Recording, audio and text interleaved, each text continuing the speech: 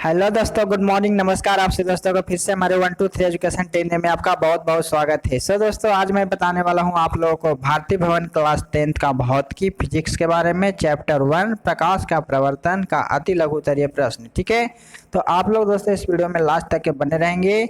और दोस्तों अगर आप हमारे चैनल पर नए हैं तो आप हमारे चैनल को सब्सक्राइब कर देंगे और ऑल नोटिफिकेशन दबा देंगे, जिससे मैं जो ही वीडियो बनाऊँ इसका अपडेट आपको तुरंत मिले। ठीक है, तो चलिए दोस्तों स्टार्ट करते हैं क्वेश्चन को। सबसे पहला नंबर क्वेश्चन है आपका कि समतल दर्पण पर पड़ने वाले एक ही प्रकाश किरण की कितनी परावर्तित किरणें हो सकती है। ठीक है, तो आपका इसका जो आंसर है दोस्तों एक लिखना है। ठीक है, इस तरीके से कि समतल दर्पण पर पड़ने वाले एक ही प्रकाश की किरण है ना, एक ही प्रकाश किरण की परावर्तित किरण एक हो सकती है। ठीक है, इस तरीके से लिख लीजिएगा।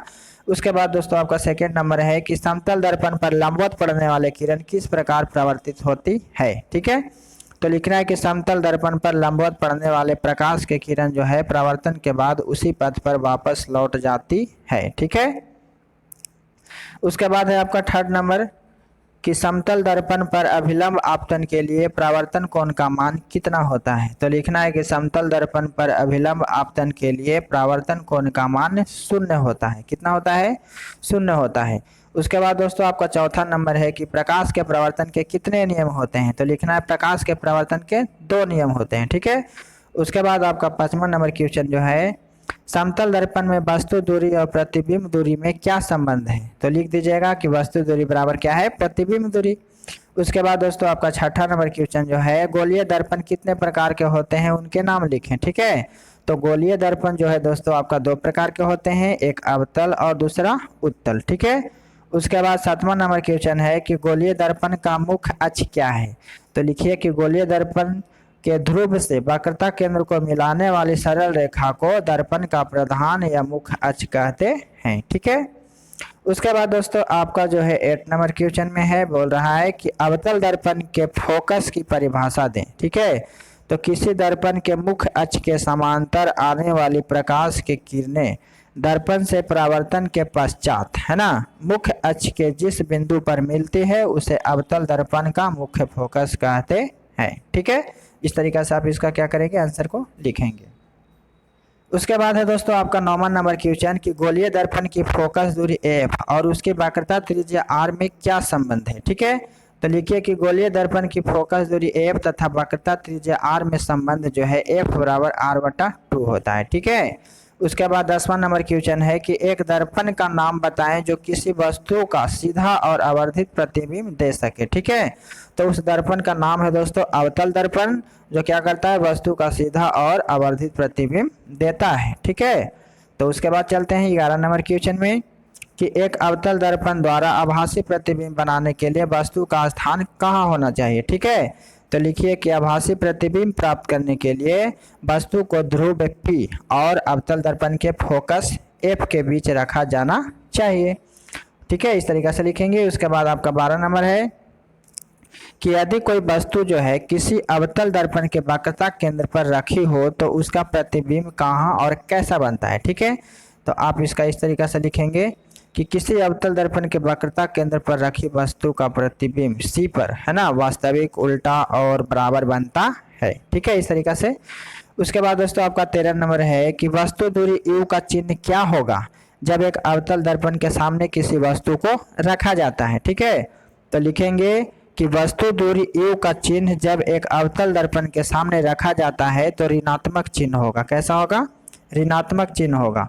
उसके बाद दोस्तों आपका 14 नंबर क्वेश्चन बोल रहा है कि 10 सेंटीमीटर फोकस दूरी वाले अवतल दर्पण से 15 सेंटीमीटर की दूरी पर रखी वस्तु के प्रतिबिंब की प्रकृति क्या होगी। ठीक है, तो लिखना है आपको कि प्रतिबिंब जो है वस्तु से बड़ा, वास्तविक और वस्तु के अपेक्षा उल्टा होगा। ठीक है, अब उसके बाद आपका 15 नंबर है कि अवतल दर्पण से किस दूरी पर एक वस्तु को रखा जाए जिससे कि प्रतिबिंब का आकार वस्तु के आकार के बराबर हो। ठीक है, तो आपको लिखना है कि दर्पण के वक्रता केंद्र पर प्रतिबिंब का आकार जो है वस्तु के आकार के बराबर होगा। ठीक है, इस तरीके से आपको नोट करना है।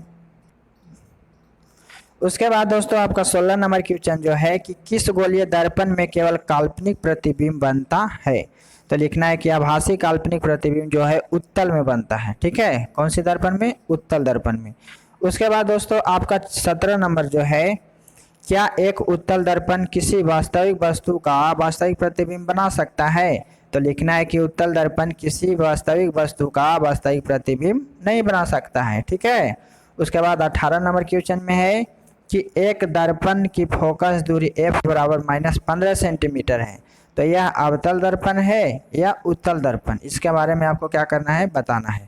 तो इसके बारे में बोलिए दोस्तों कि एक दर्पण की फोकस दूरी f बराबर -15 सेंटीमीटर है, तो यह चिन्ह परिपाटी के अनुसार क्या होगा, अवतल दर्पण होगा। ठीक है, इस तरीके से आपको लिख देना है।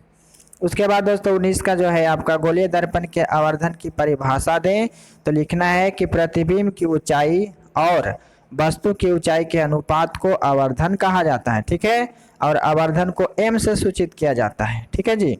अब इसको लिख दीजिए कि यदि वस्तु की ऊंचाई h और प्रतिबिंब की ऊंचाई h डैश हो, तो गोलीय दर्पण की आवर्धन m बराबर क्या हो जाएगा, प्रतिबिंब की ऊंचाई बटा वस्तु की ऊंचाई। ठीक है, यानी कि h डैश बटा h हो जाएगा। उसके बाद दोस्तों आपका 20 नंबर है कि आवर्धन m का ऋणात्मक मान क्या बताता है। ठीक है, तो लिखना इस तरीके से कि आवर्धन m के मान में ऋणात्मक चिन्ह का अर्थ है कि प्रतिबिंब वस्तु के सापेक्ष उल्टा बनता है, अर्थात प्रतिबिंब वास्तविक है, और m का धनात्मक मान आभासी प्रतिबिंब को इंगित करता है। ठीक है। उसके बाद है आपका 21 नंबर कि एक गोलीय दर्पण की वक्रता त्रिज्या 20 सेंटीमीटर है और इसकी फोकस दूरी कितनी होगी। ठीक है, तो आपको निकाल देना है फोकस दूरी। f बराबर फॉर्मूला r/2 होता है, यानी कि आपका त्रिज्या जो दिया हुआ है 20 सेंटीमीटर बटा में 2 है, काट दीजिएगा, 2 दाएं 10 यानी 10 सेंटीमीटर क्या हो जाएगा, आपका फोकस दूरी हो जाएगा। ठीक है। उसके बाद दोस्तों आपका 22 नंबर में है कि उत्तल दर्पण का एक उपयोग को लिखें, तो हमने यहाँ पर लिख दिया स्कूटर, मोटर कार तथा बस आदि में उत्तल दर्पण का उपयोग होता है। ठीक है। उसके बाद दोस्तों आपका 23 नंबर है कि उत्तल दर्पण है ना, उस उत्तल दर्पण की फोकस दूरी ज्ञात करें जिसके वक्रता त्रिज्या जो है कितना है, 32 सेंटीमीटर। तो सेम उसी तरीका से आप लिख दीजिए f बराबर r/2, यानी कि हमारा जो क्या बोला जाता है, त्रिज्या जो दिया है हमारा कितना, 32 सेंटीमीटर। अब बटा में 2 से भागा दे देंगे तो 16 से कट जाएगा, यानी 16 दूनी 32 यानी 16 सेंटीमीटर क्या हो गया, फोकस दूरी हो गया। ठीक है। अब दोस्तों आपका 24 नंबर क्वेश्चन जो बोल रहा है कि काल्पनिक प्रतिबिंब से आप क्या समझते हैं, तो लिखना है कि वास्तविक प्रतिबिंब वस्तु से आती किरणें परावर्तन के बाद जिस बिंदु से आती हुई प्रतीत होती है उसे उस बिंदु स्रोत का आभासी या काल्पनिक प्रतिबिंब कहलाता है। ठीक है। उसके बाद दोस्तों आपका 25 नंबर कि एक यानी कि समतल दर्पण में आवर्धन m बराबर प्लस माइनस का अर्थ क्या होता है। ठीक है, तो लिखना है कि समतल दर्पण में आवर्धन m बराबर +-1 का अर्थ है कि, ठीक है, अर्थ है कि प्रतिबिंब का आकार वस्तु के आकार के बराबर है और m का जो धनात्मक चिन्ह जो है बताता है कि प्रतिबिंब जो है वस्तु के सापेक्ष कैसा है, सीधा है। ठीक है, इस तरीके से आपको नोट करना है।